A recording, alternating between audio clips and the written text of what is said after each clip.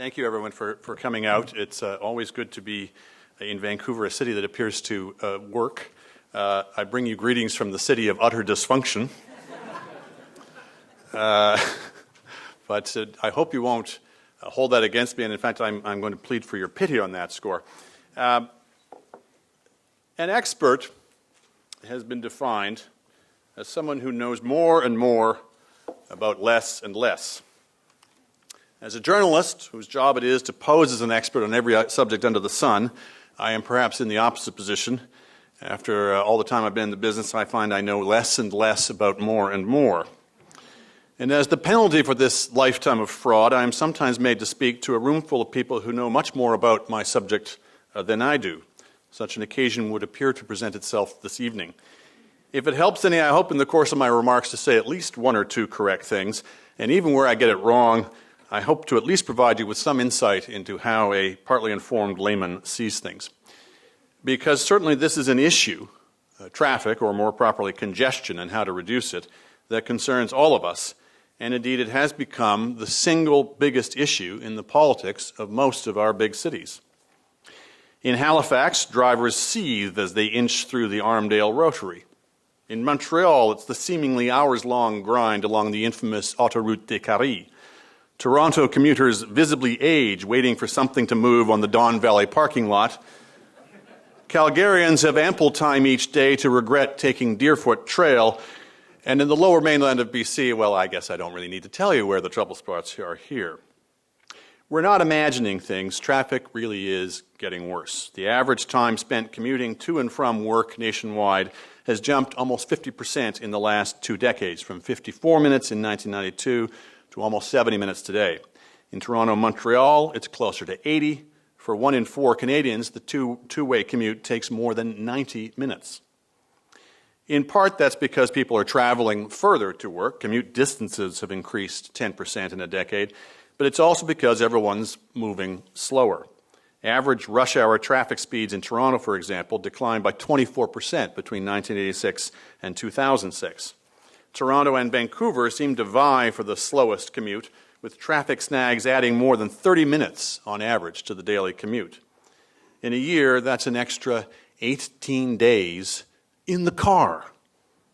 Indeed, for sheer mind-numbing, soul-destroying aggravation, traffic in our largest cities can compete with any in the developed world. Worse than New York or London, right up there with Los Angeles. And it's not just the commute. There is nearly as much traffic at lunchtime today as there was at rush hour a generation ago. Not only are there millions more cars and trucks on the road, but we're using them for more things, driving the kids to sports, for example, where once they would have walked. Traffic is slowly strangling our cities. It's the time wasted in traffic that could have been put to more productive use. It's the late deliveries, the missed appointments, and the margin of error needed to cover the risks of either. It's the extra repair costs from all those additional fender benders. It's the higher fuel consumption and consequent higher emissions to which stop-and-go traffic gives rise, to say nothing of the added wear and tear on roads and tires and engines and heart muscles. Being in heavy traffic triples your risk of a heart attack within an hour, according to German researchers. It's the measurable drop in property values in areas overtaken by the traffic blight. It's the noise and the smell and the general unsightliness, and much more besides. Added up, and the costs are massive and growing. A 2006 Transport Canada study put the cost of congestion nationwide, taking everyday and non-recurring congestion together, at as much as $6.7 billion, but this was almost certainly an underestimate even then.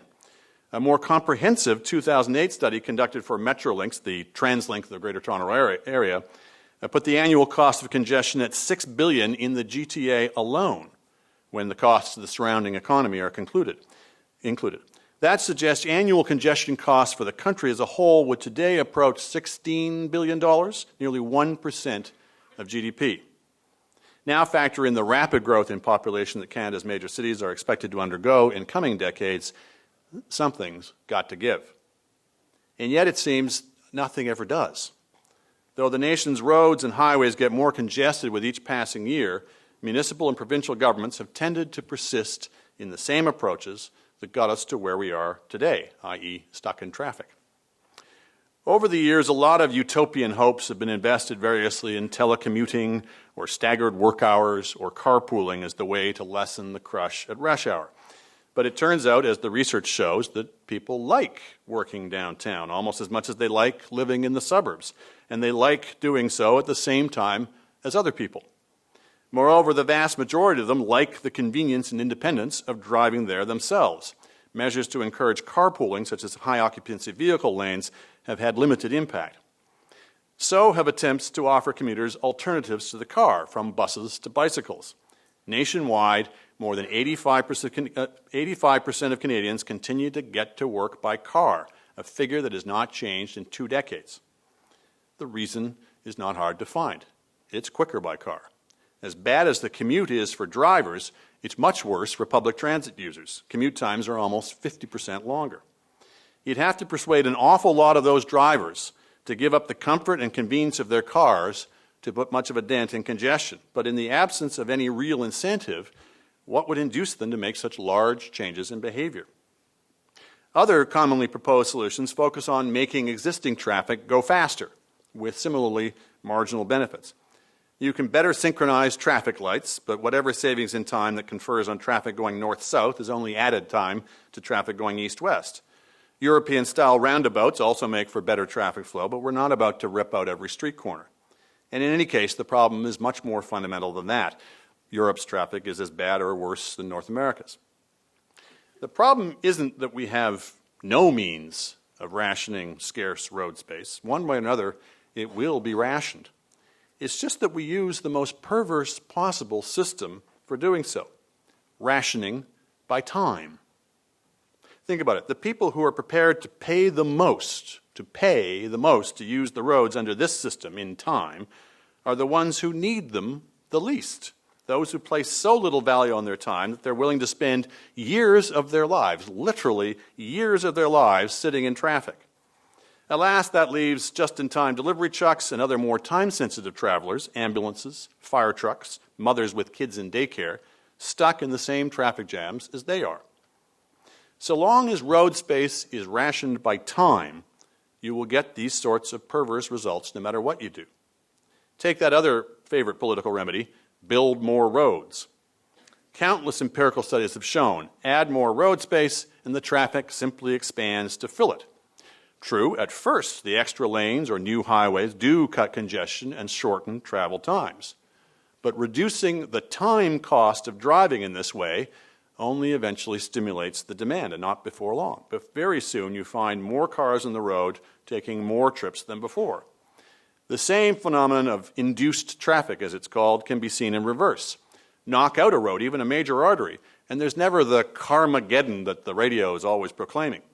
The reduction in capacity is accompanied miraculously by a reduction in demand, but it's not so miraculous. You've increased the time cost of travel on that day, and people react accordingly.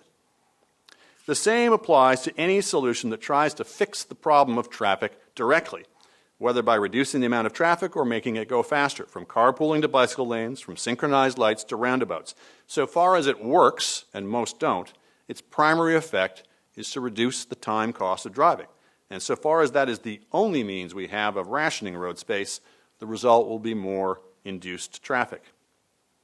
As baffling as that dilemma seems, it points us towards the real answer, because it suggests that traffic levels are not, as commonly believed, a given, as if people simply had no alternative but to drive a fixed distance every day.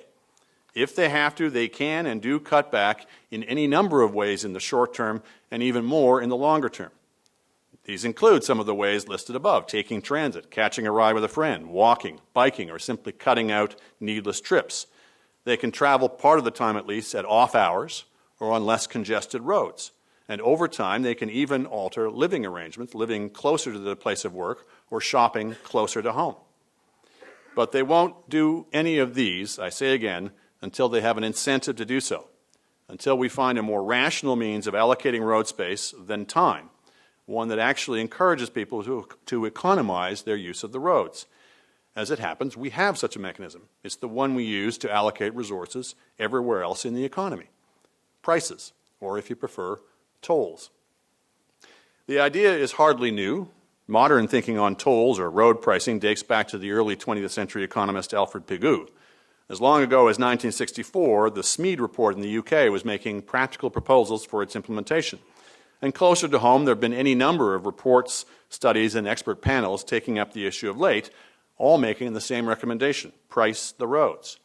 A short list from recent years would include the C.D. Howe Institute, the OECD, the Toronto Board of Trade, the Toronto City Summit Alliance, the City of Montreal, and of course, here in Vancouver, TransLink. Nor is the analysis terribly complicated. In essence, roads are an example of the tragedy of the commons. The failure to charge for them leads inexorably to their overuse, just as an open pasture will soon be nibbled bare as every farmer races to be the first to bring his sheep to graze for fear of being crowded out by the rest. So the roads are clogged with people hastening to beat the rush. It should not be surprising then to see the consequences, and not only in congestion, I might add, but its close cousin, sprawl. It seems odd that the more area a city covers, the more congested it becomes, but the reason for each is the same. We have made traveling by car artificially cheap in terms of money and artificially costly in terms of time. But wait a minute, you say. I paid for those roads already in the gas tax or tire fees or sundry other charges. Aren't those a kind of user fee? Well, no, not so fast. You may have paid for the roads. What you haven't paid for is you. Every time you use the road, you take up space that might be occupied by someone else. And so far as you do, you impede the driver of that car from getting where he wants to go and doing what he'd rather be doing there. Since time is money, you impose a cost on him as he does on you. Of course, any one driver only slows up the mass to a small extent, but add up the external costs of every driver on the road, and it comes to a great deal, as we've seen, billions. The obstruction need not be overt, as in a stalled car or an accident. Just the presence of other drivers nearby is enough to cause drivers to slow slightly or to miscalculate, get too close, and then have to slam on the brakes. The ripple effect of any one car doing so is then transmitted back through the line. We've all seen this, exponentially worsening the initial disturbance. This is how we get those phantom traffic jams that seem to have no cause. The task, then, for policymakers is to make those external costs apparent to each driver. The only way to get large numbers of people to drive less and use other alternatives more is to raise the relative price of driving, to charge people not only for the costs of building and maintaining the roads, but for the costs their use of the roads impose on others. Raise the price of using the roads, and people will reduce their demand for it, as they do for most other things. True, that makes driving more expensive at first, but with less congestion, other costs fall. Not only are travel times reduced, but so are all those other ills of congestion I named, from accidents to pollution. So, jack up the gas tax then. No, because congestion is a phenomenon not so much of the roads in general, but of particular roads at particular times. Fuel taxes may be a good rough proxy for distance traveled, but they make no account of which roads you traveled on or at what time of day. For that, you need a much more precisely targeted congestion price. What should be our target then? Does that mean we're aiming for zero congestion or absolutely free-flowing traffic? No. You could jack up the toll high enough to let traffic flow freely, but there would be hardly any cars on the road. What you need is a trade-off. And how do we judge the trade-off between congestion and pricing and speed? The engineer's answer would be that you want to maximize volume. How many cars pass through a given stretch of road in a given time interval? Higher traffic densities mean slower speeds. The more closely packed the cars are, the slower they go. So pick the toll that maximizes the product of the two. The economist's answer is more simple. How about leaving it to drivers themselves? Up to a point, they'd be willing to pay to reduce congestion. But past that point, the additional savings in time and other costs wouldn't be worth it to them. It's the excess congestion that we want to eliminate, the part that motorists would be willing to pay to avoid. Well, that may sound theoretical, but there are plenty of working real-world examples. Anyone who has driven the toll-funded autoroutes in France will know what wonders they are. They are fast, they are glass smooth, with pleasant rest stops every few kilometers. You enter at certain restricted access points and pay as you leave, depending on your distance traveled. They're not cheap, but that's another point. It turns out drivers are willing to pay for good roads. more perhaps than they might be allocated around the cabinet table, where they must compete against healthcare and, well, against healthcare basically these days. At the same time, the toll does its job of rationing demand. Having driven on those roads, I can tell you, you find yourself weighing the options, calculating, am I in that much of a hurry today to get to where I need to go, or can I afford to take the time and go on a slower, smaller, less traveled road to save on the money side of the equation? On some U.S. highways, you get both options in one. Drivers on Los Angeles' notoriously congested Riverside Freeway can take the express lanes, a privately built freeway inside a freeway. The price varies by the hour, depending on volume, with a view to keeping traffic flowing at the speed limit, from $1.30 late at night to as much as $10.25 during peak hours. That's not just a target, by the way. You get your money back if it's any slower. It puts through twice as many cars per hour as the free lanes at 4 times the speed. On Interstate 394 near Minneapolis, drivers can likewise pay to join the carpoolers in the high-occupancy toll lane, a variant of the high-occupancy vehicle lane.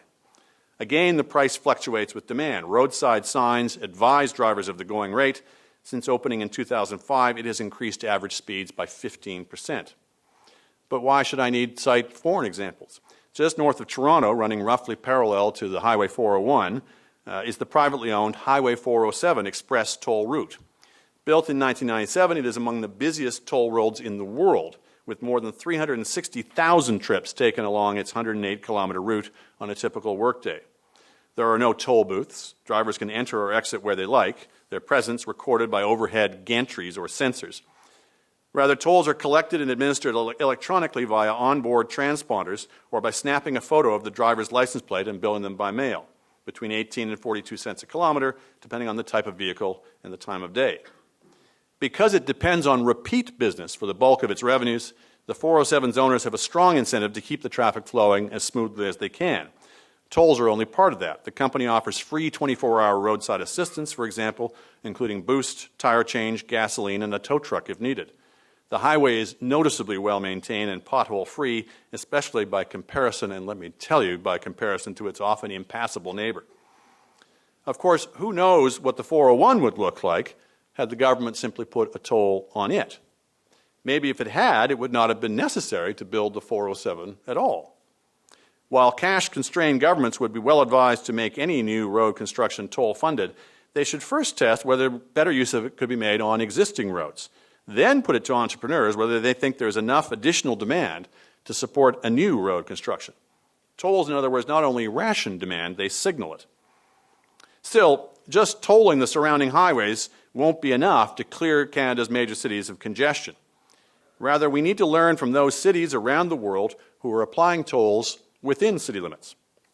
Probably the most famous of these is London's congestion charge. Introduced in 2003, it's an example of a cordon toll collected at a number of entry points ringing the city centre.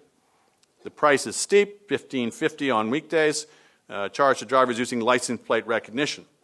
The plan has not been without controversy, notably over an abortive attempt to expand the toll zone, but there's no doubt that it succeeded in its stated aims, a 20 to 30% reduction in traffic flows across the cordon in the first year.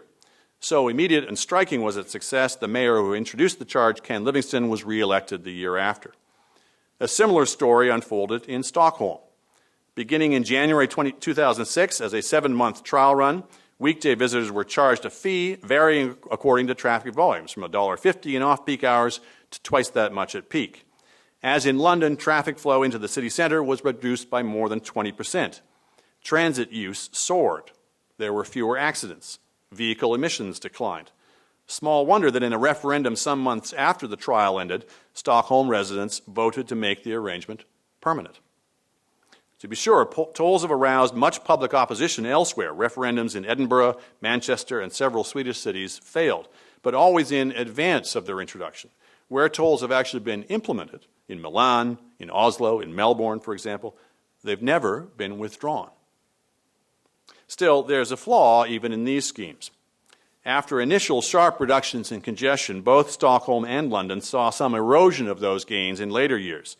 Though many fewer vehicles were entering the city centre, as before, the reduction in traffic within the ring, was much less.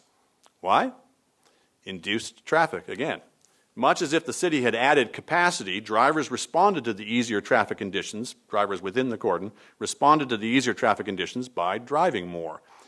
So perhaps we need something still more ambitious, something like Singapore's electronic road pricing scheme. Having long experience of London-style cordon tolls, their own scheme implemented in 1975 was the world's first, the city-state took things a step further in 1998. Not only are tolls collected at entry points, but also along major arterial roads. Every vehicle on these roads must carry a card on its dashboard, much like a prepaid phone card, capable of being read by Highway 407-style sensors. The value of the toll is deducted from the card automatically, with higher rates applying as traffic volumes increase. Drivers therefore have an incentive to choose less heavily traveled roads, but without the backfill of induced traffic flooding in to take their place, because the prices remain in place. Indeed, the system works so well, the question arises, why not toll every road? Obviously, this couldn't be done with toll booths or even gantries. But with modern GPS technology, it should be possible to apply the Singapore model comprehensively. Tolls would no longer be discrete events, but more like your phone bill, the price you pay to use the road system, much as you pay to use the telephone network. As on the LA and Minneapolis express lanes, the tolls would vary dynamically according to the time of day, the distance traveled, the type of vehicle, or perhaps just the level of congestion.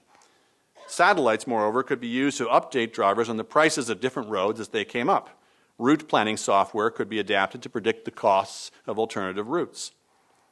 If that sounds far-fetched, you should know that the British government under Tony Blair came within a hair's breadth of implementing exactly such a scheme nationwide.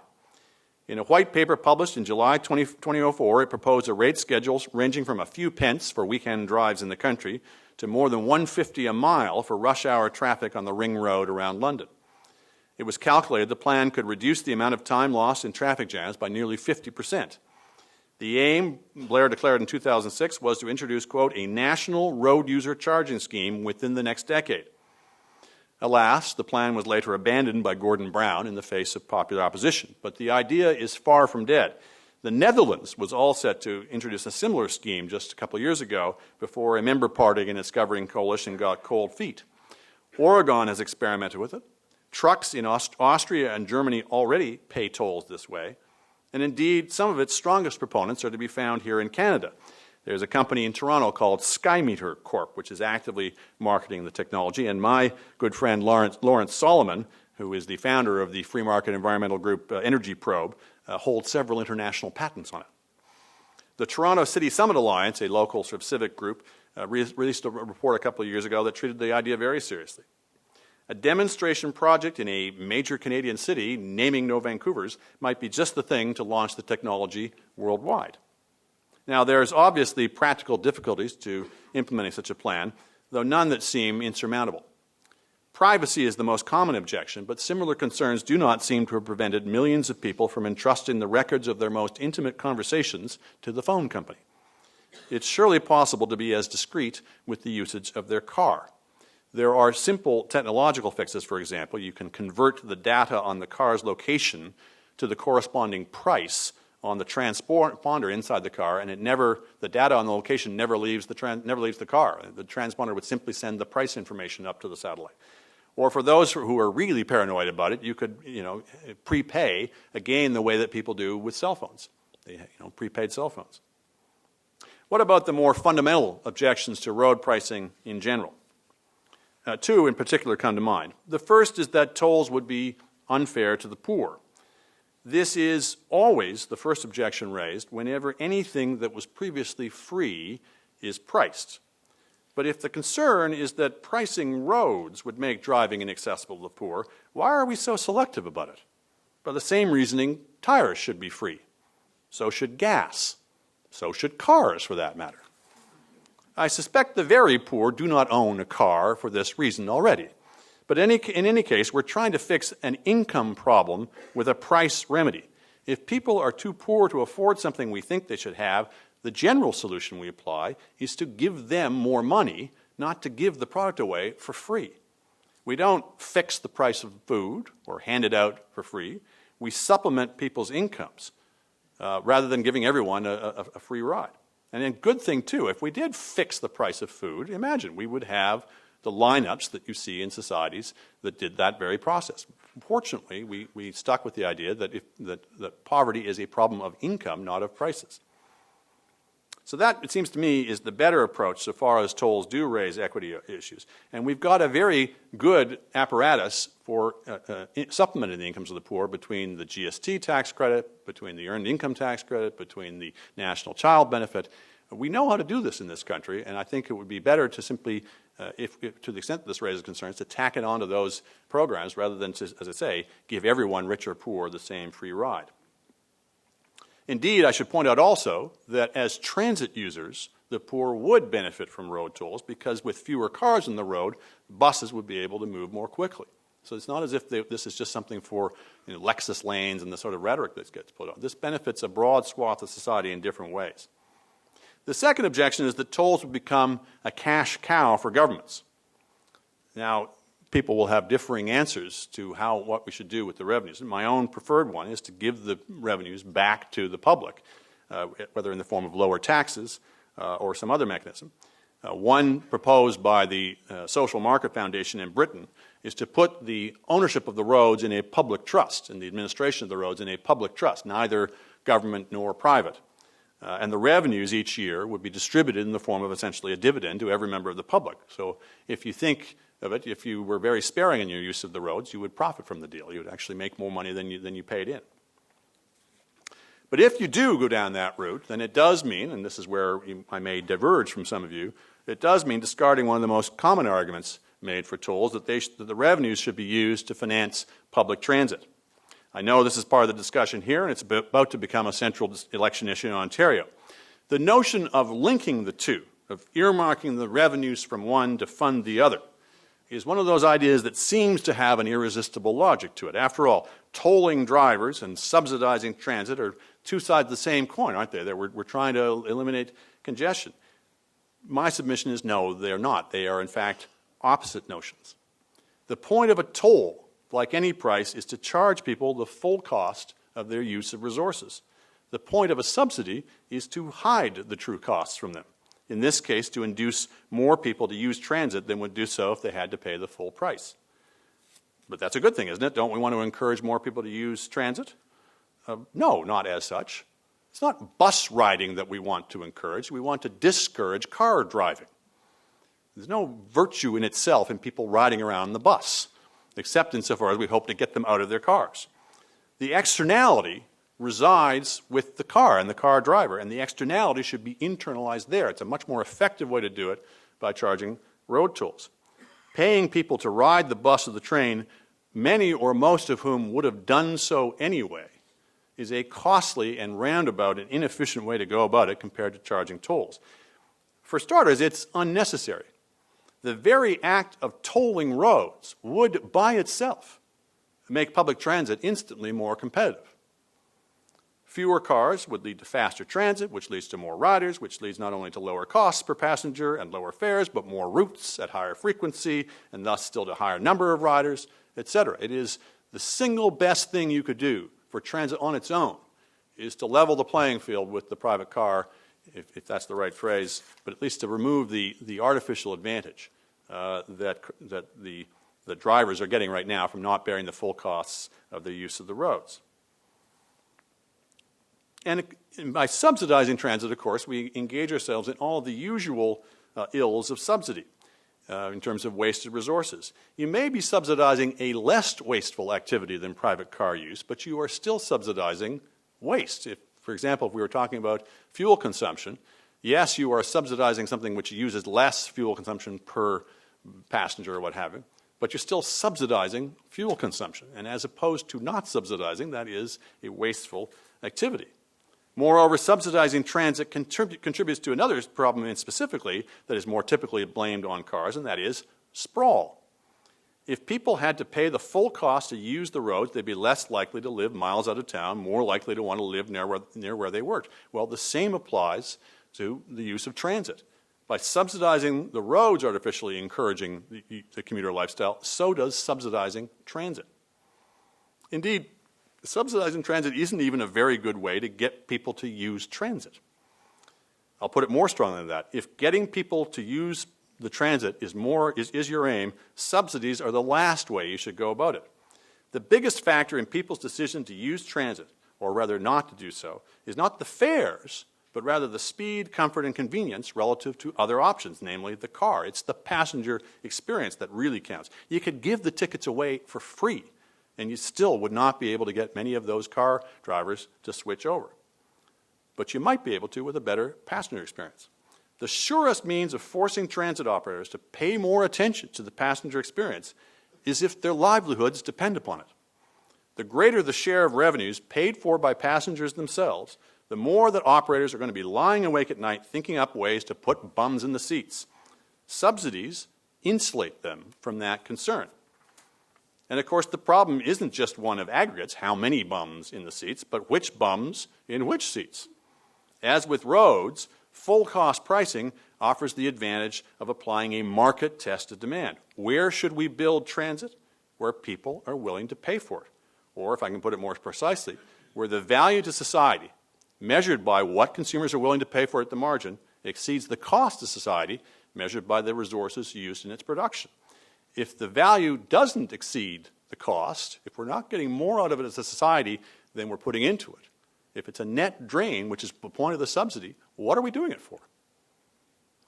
Now, I can understand that in the absence of road pricing, subsidy might be defended as a second best, as an interim measure, if you will. But surely the objective over time, and I say over time, should be to move away from that if we can. The whole transportation system, leave aside just cars and buses and subways, et cetera, the whole transportation system is a thicket of overlapping and competing subsidies. We've got subsidies for road, we've got subsidies for train, we've got subsidies for the airlines, we've got subsidies for every conceivable mode of transport. Wouldn't it make more sense to drain the swamp of all of these subsidies so that we can find out what these things actually cost and that people will be able to make choices based on the true information of the costs of their actions? But then how do we know what things really cost in the absence of competitive benchmarks? And that's the missing part of the transit puzzle, even beyond this, is competition. Many people assume public transit is some sort of natural monopoly like electricity transmission, where the initial costs of constructing the network confer such massive economies of scale, allowing the largest firm to price its competitors out of the market, and so on. But it isn't. To run a bus service, all you need are a few buses. Even the subways could make room for competing providers on a common set of tracks. And indeed, around the world, the movement is towards greater competition in public transit. The most common model, from London to Copenhagen to San Diego, is to make the city not the provider of transit services, but the purchaser.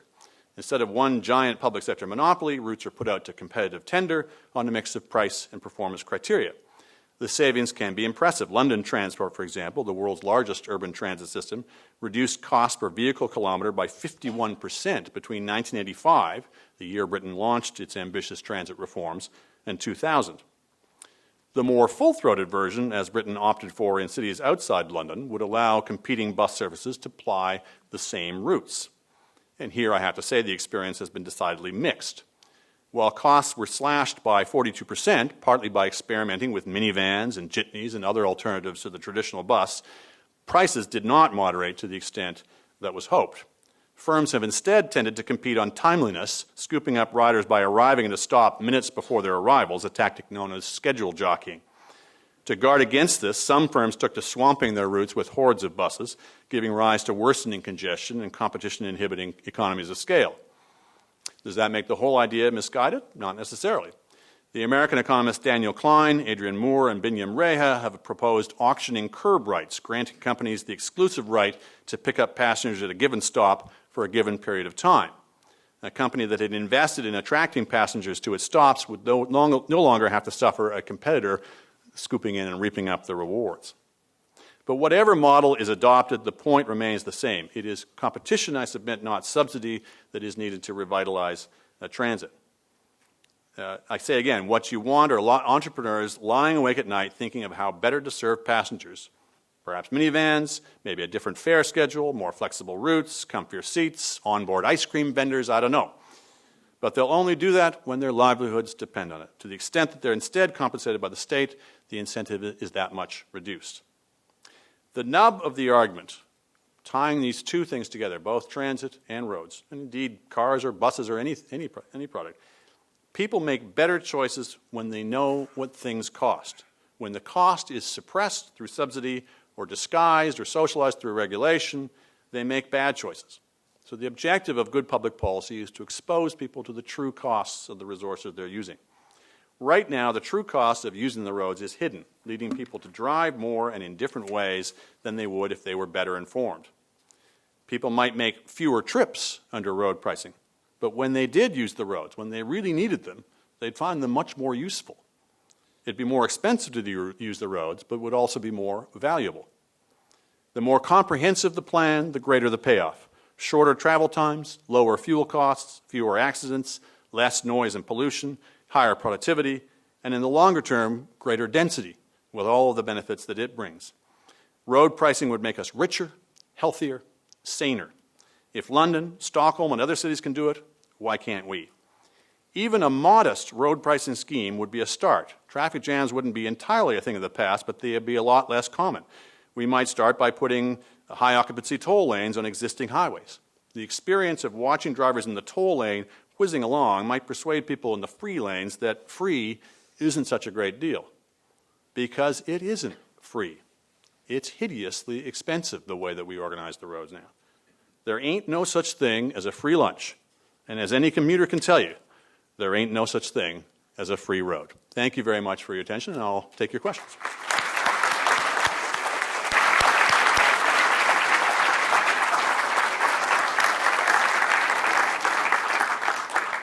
And if it was just that easy, eh? So we do have two mics. The mics will come on when you go there, so you don't need to touch them. And we ask that if you do have questions, that you do come to the mics, because we are webcasting it, so we do need to pick up your voices on those mics. So we'll start over here. Question over here, and perhaps I could start with just a little bit of audience participation by just asking by a show of hands how many politicians there are in the room. 3 of us? So that's one out of maybe 300.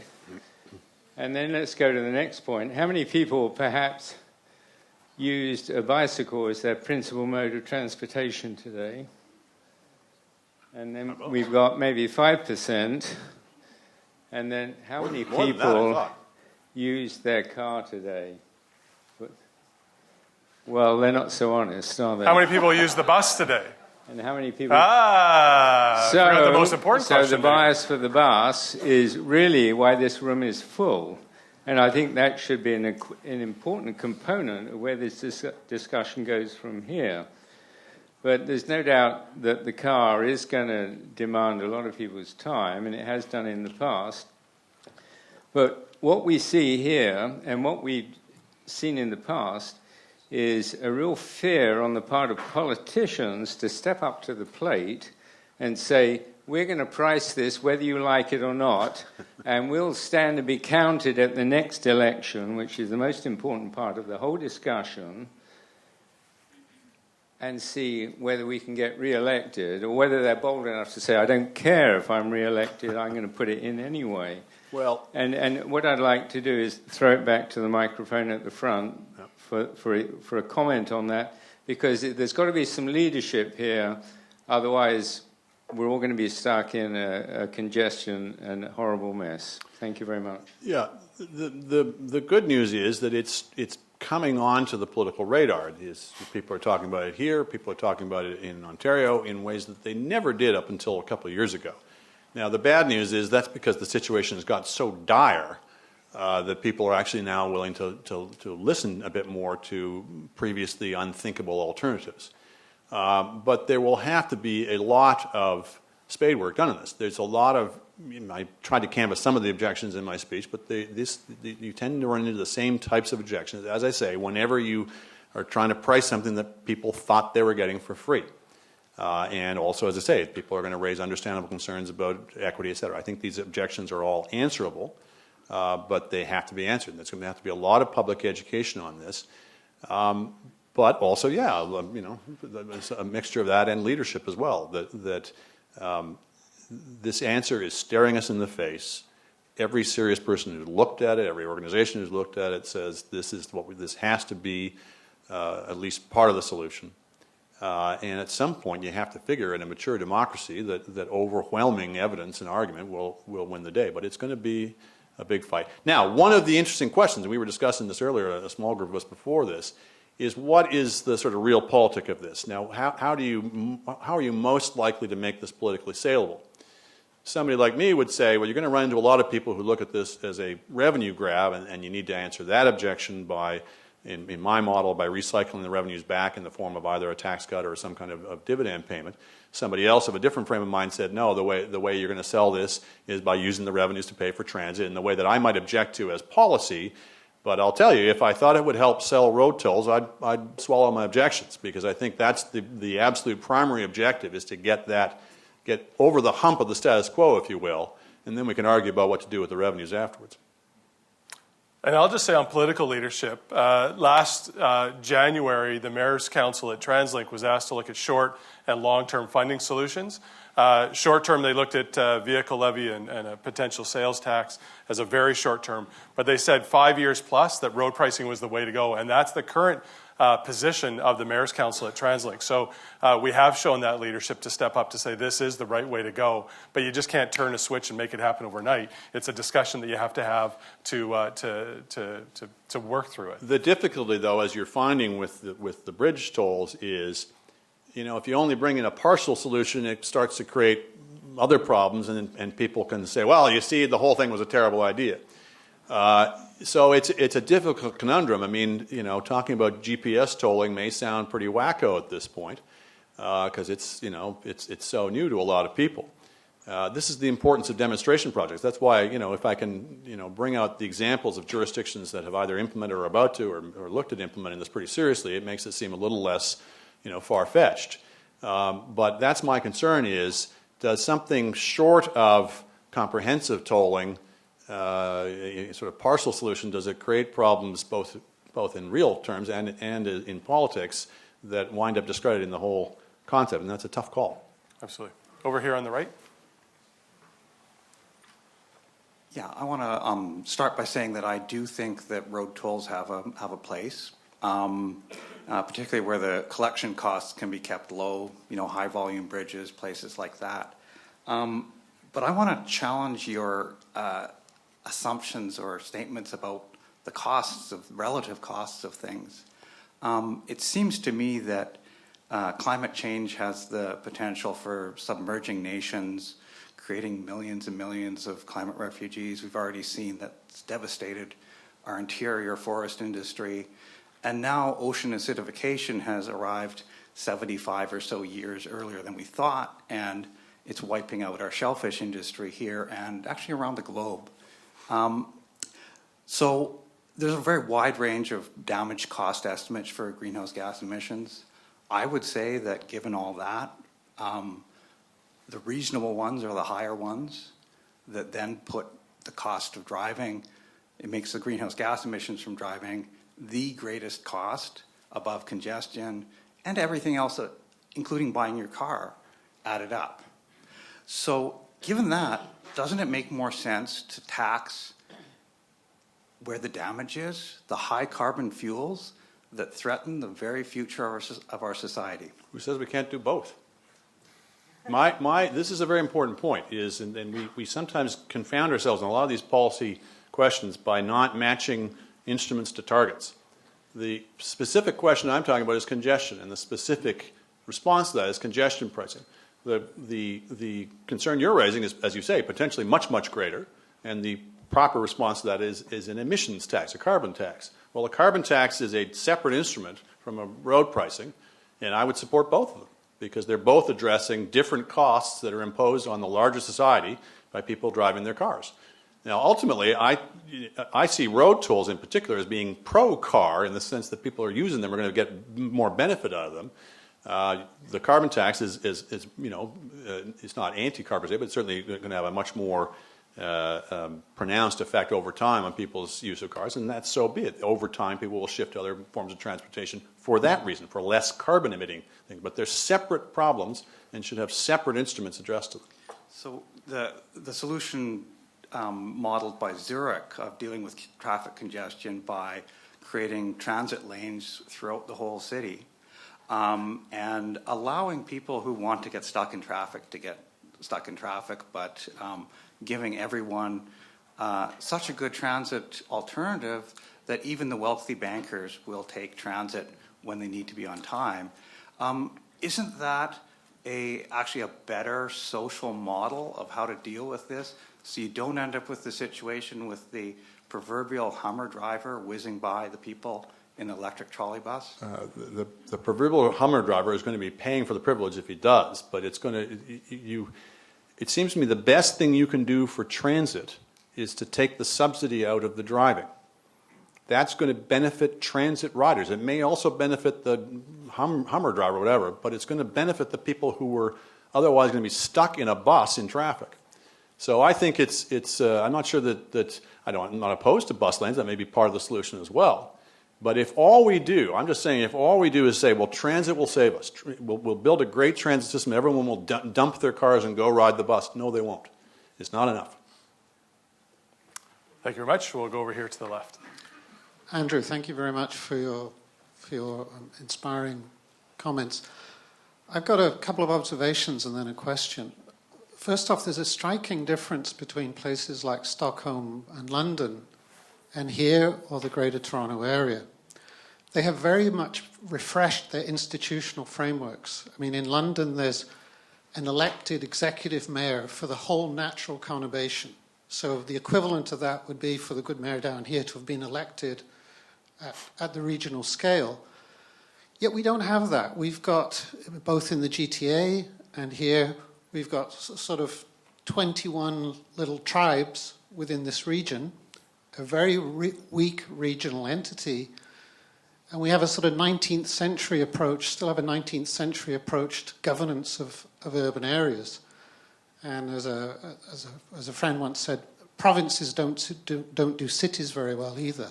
And I'd just like some observations you might be able to offer, because these things are great things to do, but Deloitte Public Consulting did a report, which you may have seen, on the London congestion charge, and it said the number one thing you've got to have is a champion who will go for it.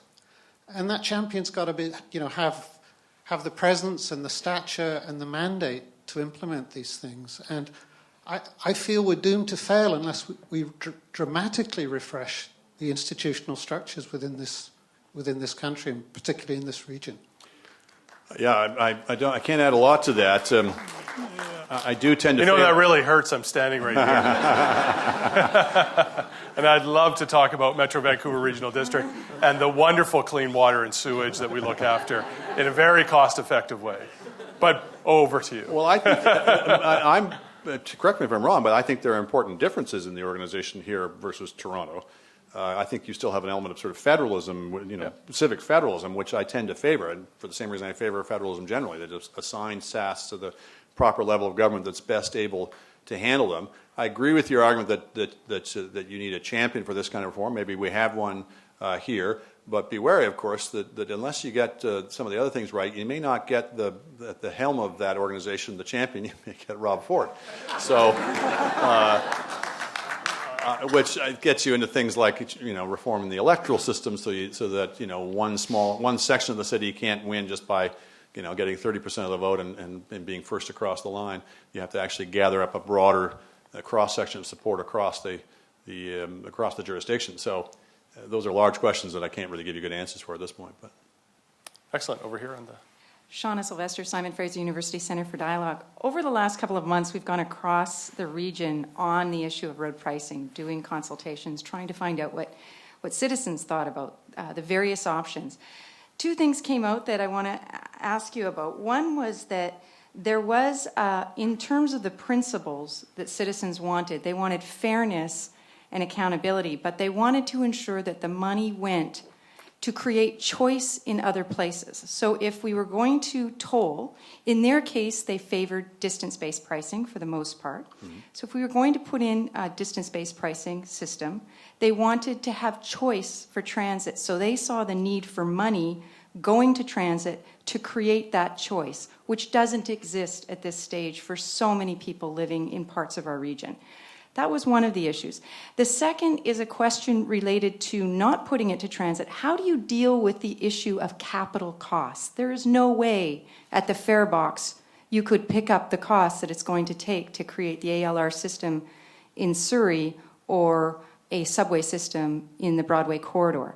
And those are very much needed. So how do you do that within the context of your model? Well, okay, so the first question was about distance pricing and fare. I'm not sure distance pricing is necessarily optimal. It seems to me it's something that can be much more connected to volumes than anything beyond that. Yeah, you want to make sure that people have options and choices. People will have options and choices if you get the prices right. I come back to this point that the best thing we can do for transit is to make it more competitive with the car. We also need to help people who are on low income to afford transit the same way we need to help them to afford all kinds of things. And the best way to do that is to give them more money. Or if you want to be paternalistic about it, give them free bus passes or what have you. But I prefer to give people money and let them choose themselves how they want to allocate their household budgets, the guaranteed income model.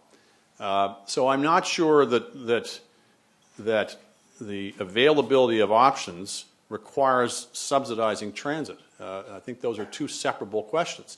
And in particular, I'm not sure I understand at all the argument that I think it's more of an assertion, forgive me, but that you could not ever finance transit from the fare box. There's all kinds of things we do as a society which have heavy upfront costs that people raise the funds, they borrow it or they raise it on equity markets in the anticipation of the revenues to come from paying customers.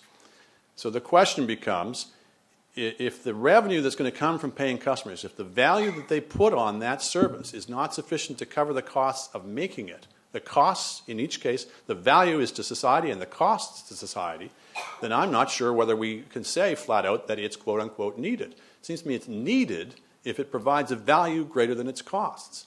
And I think we have very good measures. As I say, we do this across the economy for comparing values and costs, comparing the benefits and costs of things.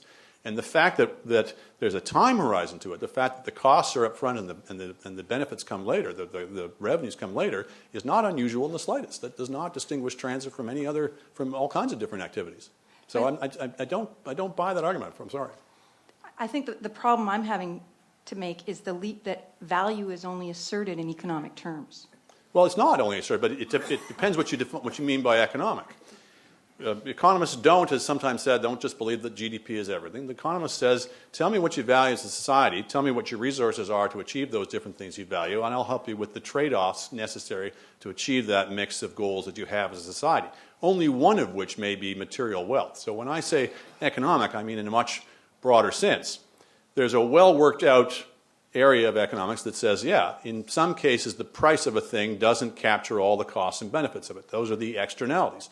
And one of the things I've been talking about tonight is the externality from driving, the cost that you're imposing on other people who are not part of your choices when you're driving. You're imposing costs on other people through your actions.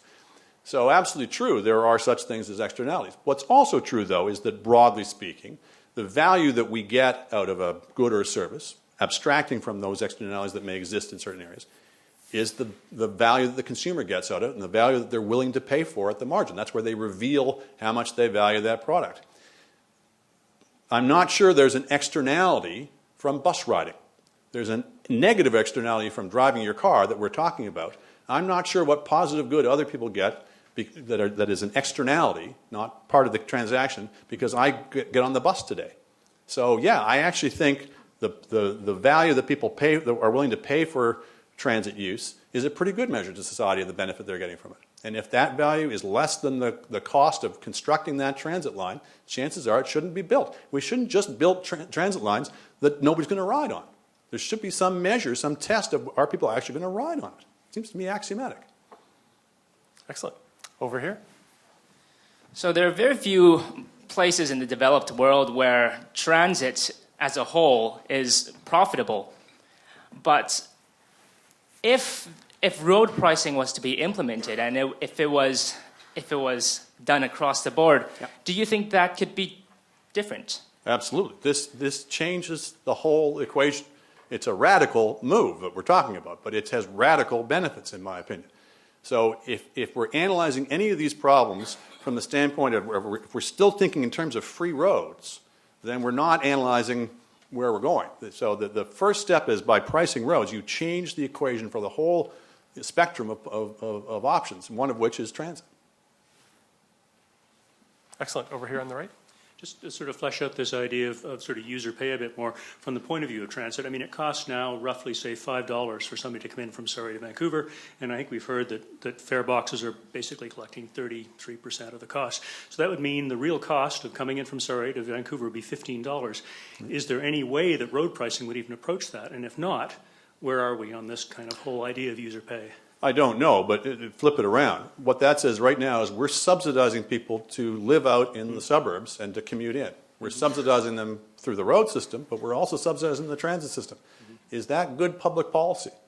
When we think of the benefits of densification versus the costs of sprawl, I say that's not good public policy.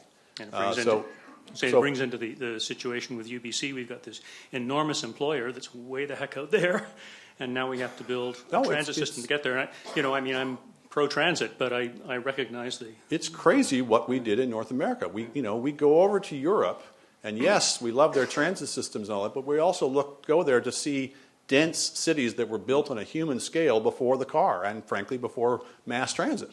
That kept and on all the many benefits that come to a conurbation from having that density in the inner core. So to the extent that we've been going to great lengths to encourage people not to live in the center of the city and to encourage them to pay for them to go and live in the suburbs, whether we're doing so through transit or through road use, through private cars, it seems to me to be bad public policy. Over here. Hi. It strikes me that the foundation of this conversation is that inefficiencies in getting from point A to point B have costs to society.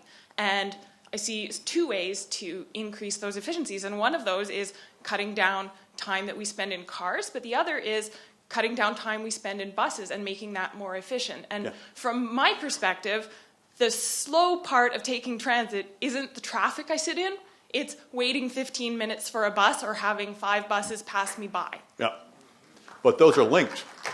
Though. Part of the reason you have patchy and infrequent transit things is because of low volumes. Part of the reason you have low volumes is because people don't like to sit in the bus waiting for a long time in traffic. All these things feed in themselves. If you get better and faster transit service, if you make it more popular in other ways, you get the kind of volumes that will support more frequent service, so you don't have to wait for an hour for the bus to come. So it's a self-reinforcing cycle. We'll stay over here. Well, I enjoyed your talk, Andrew, but I don't agree with much of what you had to say. That's very civilly put. I find road pricing, even though I have lived in Vancouver for 40 years without a car, I moved from Detroit, Motor City, where you had to have a car for everything. The reason I moved to Vancouver was because it was walkable and convenient. And at the time, it was affordable. But affordability is chasing people. We're actually, moving opposite to what we want, to move to the suburbs in order to have the kind of home that they want. You kind of, like in an intake of breath, whispered guaranteed income, which might make the whole notion of equity a lot better. Because then if we had a basic income that allowed people to make some choices, you couldn't have everything, but you could have some of the things. You'd have a choice between housing affordability or distance or time, and we had a basic minimum, then the pricing makes sense. But when we have a real huge disparity in income, the people who have a lot of income can make any choice they want and be, abuser of the system, where those that have very low incomes have no way and no entry and no way to get around to have a living and a home. So absolutely, but I'm just saying we best discharge our responsibility to people on low income by giving them money, not by fixing prices. Fixing prices is a really bad way of achieving social equity outcomes. It creates all kinds of efficiency costs, but it also doesn't benefit mostly the people you want to benefit. You know, if you're giving away free anything, you're benefiting rich and poor at that time. You're not targeting the help on the people who most need it, among many other problems. Well, I guess what I'm saying, I think it's kind of dangerous to talk about only one end of the solution without talking about the whole income issue and resolving I agree. that. Like, we have to decide to do both at the same Absolutely. time. I'm trying to tie those two very firmly together, that because this comes up across a whole range of policy questions. We're always trying to do social justice on the cheap. We're always trying to fix a price or fix a wage there and hope that it redounds to the benefit of the worst off, and most often it doesn't. So this is part of a much broader agenda that says, let's achieve our social justice goals socially through the tax and transfer system, because that's, that's our obligation. We shouldn't be sloughing it off on other private actors. That's a collective obligation. It's a collective judgment. We've collectively decided that there's a certain level of income we don't want anybody falling below. Well, then that's upon us through the tax and transfer system to make it so, not, as I say, fiddle with a wage here and fiddle with a price there and hope that it benefits the people we're trying to help. So, okay. And the other thing is, if we're going to be totally comprehensive in our road pricing anyway, then it makes me think back to the fuel tax and vehicle tax. Makes just as much sense with less impingement on privacy and activity and this. So just well, the point I tried to make there was the fuel tax doesn't address congestion. It doesn't address particular roads at particular time. Congestion is, the problem isn't that we don't have enough roads in total, or that we have too many cars in total. The problem is we've got too many cars trying to go a particular road at a particular time of day. So unless you have a pricing mechanism that is sensitive to that, then you're not really addressing the problem. So the fuel tax is just too broad brush an instrument. So I need to move on. We have probably 1 minute, and we have two questions. So if I could ask you both to keep your questions short and the answer relatively short too, that'd be great. We'll start here and finish off while we're here. It seems to me a lot of your reticence to invest in transit's predicated on the notion that we can always make great public policy and we can get the prices right. And I think time and again you see that doesn't happen. We've had huge amounts of trouble getting any kind of price on carbon, let alone a price that appropriately reflects all the damage that's going to be done. It's really difficult to get progressive tax policy passed. So when you actually look at how difficult it is to do what you're advocating, and that there can potentially be imperfect but incremental improvements made towards equity and towards climate change mitigation, towards congestion relief, it seems to me investing in transit's a really bright idea. Well, you can make this the second best argument, and your point's well taken that we have to live in the world of what's politically possible.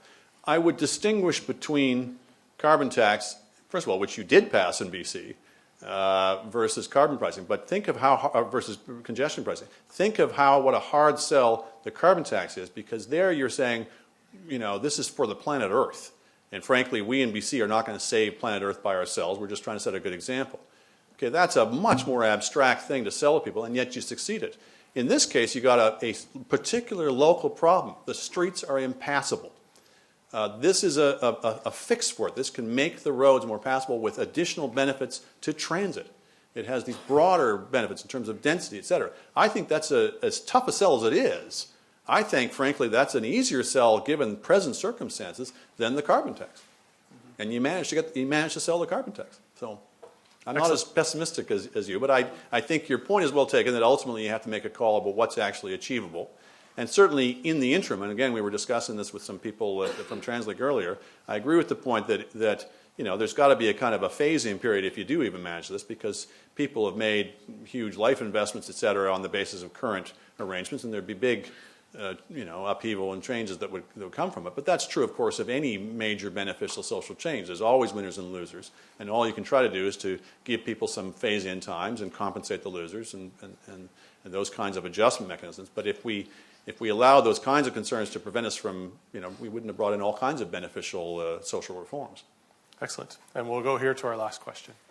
Yeah, so one thing I think problem with the way we've been doing road pricing in the region tolls is it led to some really bad policy decisions. we've been way over optimistic on how much people are willing to pay and use the roads. The Golden Ears Bridge and the Port Mann, the usage is way under the projections, but we borrowed a huge amount of money to pay off those off the debt financing, and it's been absolutely disastrous. TransLink is $40 million per year in the hole because of that. Yeah. So we've priced it, but then we haven't scaled down the infrastructure to what will likely to be the demand, and we've been way over optimistic. So hopefully we won't make those mistakes in the future. And what would your advice for policymakers be on that? Well, correct me if I'm wrong, but I think part of the problem there was that you told this bridge, and there's another bridge a couple of miles down the road that people can drive to and get it for free. Mm-hmm. So it does show the dangers, as I alluded to at one point, to partial solutions. And I'm not saying, I'm not saying it's easy to bring in comprehensive solutions, but it does show you've got a danger that if you only toll one available option and another one's left for free, you're not necessarily going to get the kind of response that you hope to get. I think it also shows, though, and I would say this is probably true of the comprehensive approach I'm taking, is for those who want to use the revenues for transit, is you just can't be sure exactly how much revenue you're actually going to get. The behavioral response when you start pricing roads may be quite striking and may be quite unpredictable, and it may not yield the revenues that everyone was banking on to pay for transit. So it does show economies are complicated things. They're made up of millions of individual decision makers who don't behave the way we think they would or should. Excellent. Bob's going to come up and finish it off. I'd like to thank Mayor Moore for facilitating our discussion. I'd like to thank Andrew Coyne for joining us tonight. It was certainly provocative, but a very well thought out. And I think certainly one of the things we need to give serious consideration to as we're looking on how we're going to deal with our transportation.